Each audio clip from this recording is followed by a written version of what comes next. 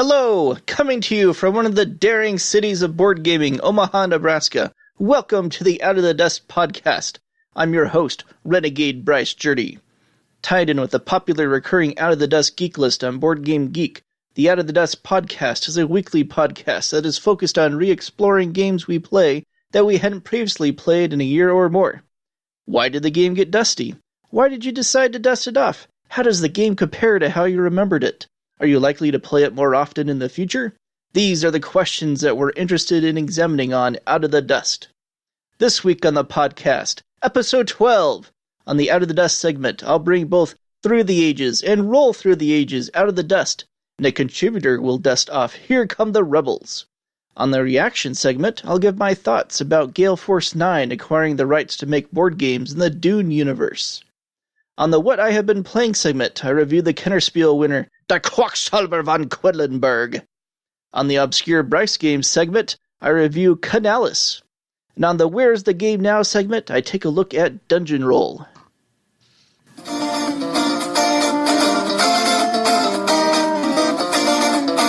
gosh, I'm a friend enough for me here, I'm flexing. I recently had a chance to dust off both Through the Ages, A Story of Civilization, Vlaada Chvátil's epic civilization building game, and Roll Through the Ages, The Bronze Age, the dice game spin-off of Through the Ages. Through the Ages used to be one of the top-ranked games on BGG, but has fallen quite a bit since the release of Through the Ages, A New Story of Civilization. I think a lot of people might have lowered their ratings of the original so that a new story could rise easier. I wonder if the same thing will happen to Terra Mystica by Gaia Project. That'll be something interesting to keep an eye on in a future Where's the Game Now segment. But in any event, I haven't played New Story of Civilization yet, and it's been a while since I played the original Through the Ages. 1 year, 1 month, and 29 days to be precise. I used to play the game quite a bit, and have logged 26 plays of it, which puts it in elite total play company for me, and interestingly is the same exact number of plays I have logged of Nations, which is my favorite civ building game. For this latest play of Through the Ages, I wanted to try out the new Peaceful variant that takes out all of the war and raid cards. I'm not sure if I like it or not. I like being able to concentrate on the other non-military aspects of the game, but the game did seem to lack some of the tension it normally possesses with those cards in it. But I'm not always in the mood for the kind of take that tension Through the Ages promotes, so I think ultimately this may be a variant I play from time to time. I also had a chance to dust off Roll Through the Ages, The Bronze Age, which I last played 1 year, 5 months, and 4 days ago. I don't own a physical copy of this, and play it at Yucata from time to time. Unfortunately, it seems to be a solved game, as everyone tends to pursue the same strategy of turning rock into workers, and building as many monuments first as possible, and the game comes down to avoiding too many negative point rolls and getting the desirable advancement unlocks first. The sequel, Roll Through the Ages, The Iron Age, is probably more interesting, though not nearly as popular. But I haven't played that in a while either, and it will be an Out of the Dust game the next time I do. Let's see what a contributor brought out of the dust. Doug Mann, username Doug1020, had a chance to bring the 1993 war game, Here Come the Rebels, out of the dust. He last played it 4 years, 4 months, and 13 days ago, and currently rates it a 7.7 out of 10. He writes, I had set up the Harper's Ferry scenario a couple of years ago, but had to abandon it to host the gaming group. I finally got it back on the table and worked through the first turn solitaire, with mechanics coming back to me little by little. The tension mounted in turn 2 as Jackson routed the Martinsburg garrison and swung east to cut off Harper's Ferry. McLaws and Anderson had seized the naval battery and Loudon Heights was occupied. I was about to move an unwieldy stack to the CSA force display when it exploded from my fingers all over the board. At least I got through half the scenario before disaster struck, and I'll play again soon. Thanks for the contribution, Doug. I don't often play war games, but when I do, it's a Civil War game. I'm a big fan of Civil War history myself.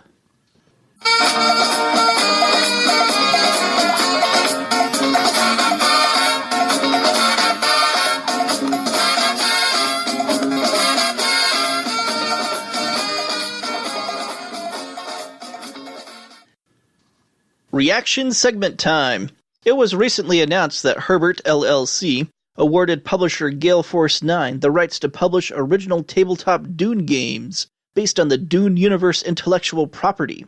This is big news! It's been a long time since an officially licensed Dune board game has been made, and the Herbert estate has repeatedly turned down requests to do so. How GaleForceNine managed to secure this is open to wild speculation. The first question one naturally asks is if this agreement includes the ability to make a new edition of the well-regarded classic Avalon Hill Dune game. But this does not appear to be the case, as the new agreement is for new original games. At first glance, this would appear to be a perfect match of IP and publisher. I don't think anyone would argue the point that GaleForceNine is the leader in quality IP-based hobby games. I don't play them often, but when I do, Spartacus and Firefly in particular are still games that create memorable experiences for me. Some might say, and I wouldn't necessarily argue the point, that GaleForceNine's games contain a little too much fluff, take a little too long to resolve, and take up a little too much table space. But no one can deny the production quality, impressive table presence, and thematicness of their games. Well, actually, I would argue that last point in the case of their take on Star Trek, Ascendancy, a game I didn't think felt like Star Trek at all. Though it contained at times a backdrop of a struggle of civilizations, that's not what Star Trek was about. It was about the exploration, the one part of Ascendancy I liked, and it was about the characters doing the exploring. And that's what GaleForceNine whiffed on, in my opinion, in their Star Trek game. The character aspect was completely absent. So with that in mind, I enter into this news with just a little bit of trepidation. If anyone can pull off a new Dune game that oozes theme and combines it with a memorable experience, it's GaleForceNine. But I'm crossing my fingers that their Dune games feel more like Dune than Ascendancy felt like Star Trek to me. There are a lot of great and fascinating characters in Dune, and if GaleForceNine finds a way to get those characters across in board game form, then I think they will succeed. But if they make another sci-fi 4X game that just happens to have a particular theme pasted on it, then I'm going to be disappointed. So for now, I'm excited, but excited with just a little bit of reservation.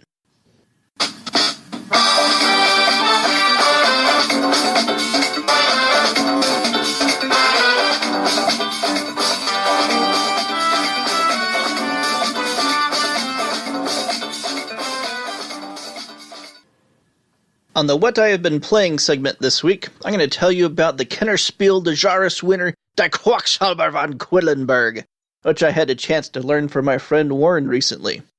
One of Warren's sisters visited Germany over the summer, and he had her pick him up a copy. Die Quacksalber von Quedlinburg is a bag-building press-your-luck game in which players customize their bag with various potion tokens, all of which have certain values attached and variable functions when they are drawn. During each of the 9 rounds, players blindly draw as many of their tokens as they wish, populating them on a spiral track player board until one of 2 things happen. They choose to stop, or they draw too great a sum of the undesirable white tokens. The value on the tokens determines how many spaces along the track to place the token just drawn, and when they choose to, or are forced to stop, the player is awarded a certain amount of currency and victory points depending on how far along the track they got. If they were forced to stop due to drawing too great a sum of white tokens, then they only get one of those 2 rewards. The currency is used to purchase additional tokens for their bag, and at the end of the 9th round, the player with the most points wins. I like this game more than I thought I would. I'm not usually a fan of press-your-luck games, mainly because I typically don't have any luck to press. Seriously, pressing my luck invariably works out terribly for me, but the addition of bag building in Die Quacksalber von Quedlinburg really works. Even if luck lets me down, I feel I had at least the illusion of control over impacting the odds of that luck through my bag-building skills. I also appreciate how most of the different potion ingredients have 4 different possible abilities in the form of A, B, C, and D sides of the reference cards, which increases the replayability exponentially. That's the great thing about deck building, the challenge in finding the most desirable combinations from the cards in play in any given game. But so far, every bag-building game has left out this element by making the tokens eligible to be in the bag a fixed and static constant. For the first time, I feel like bag building has achieved this particular element of customization that was blatantly missing from the genre. This element also makes the game ripe for expansions with new ingredients. That's going to happen, and since the game has won the Kennerspiel, I suspect it will happen sooner rather than later. Speaking of the Kennerspiel, you might remember how, in an early episode, I proposed, with no evidence whatsoever, that Die Quacksalber von Quedlinburg had probably been nominated in the wrong category and, like Ganz Schön Clever, would have been more appropriately categorized as a regular Spiel des Jahres nominee. Now that I've played it, I can with actual authority now state, I was right! This game isn't complex enough to warrant being categorized as a Kennerspiel nominee. Despite the different types of ingredients and their variations, this would be an easy game for anyone to pick up and learn or teach to others. But having said that, I don't mind it winning Kennerspiel because it is a quality title. It's certainly more deserving than last year's Exit series. I still would have leaned towards Ganz Schön Clever myself this year, since I'm so obsessed with it, even though I think that one was miscategorized as well. But one thing I'm sure of now, designer Wolfgang Warsch is the real deal. Now I'm going to have to try out the Mind as well, because it's probably going to be better than I think it will be too.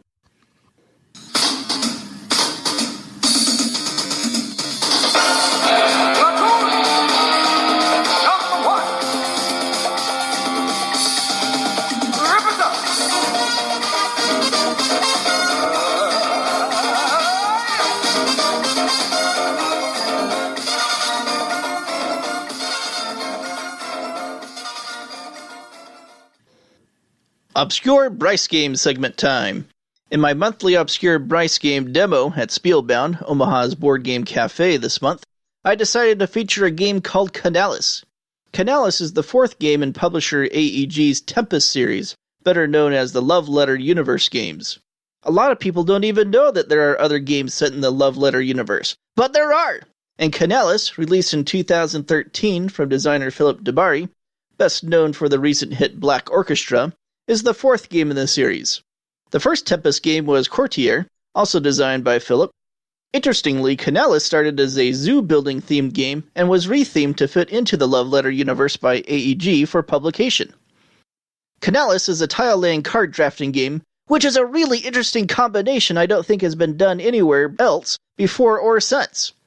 The cards players draft, Seven Wonders style, are dual-use cards. The top portion of each card features the picture of a tile of some kind.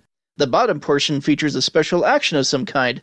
It might enable a player to get some additional money, use a card from the discard pile, or something like that. If a player can afford it, usually paying to place a new tile is the more desirable option.